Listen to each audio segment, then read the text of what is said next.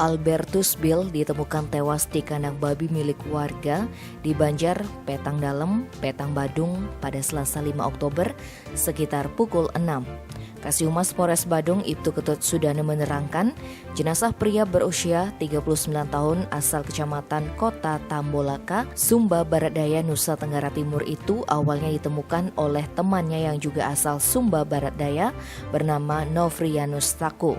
Mirisnya semasa hidup, korban memang diketahui tinggal di kandang babi tersebut. Ketika saksi yang juga sebagai pelapor tiba di kandang babi, korban terlihat tidur di sebuah kasur di kandang dengan posisi tengadah. Saat diperiksa, ternyata badannya sudah kaku. Saksi kemudian menutup muka Albertus yang sudah tak bernyawa menggunakan kain.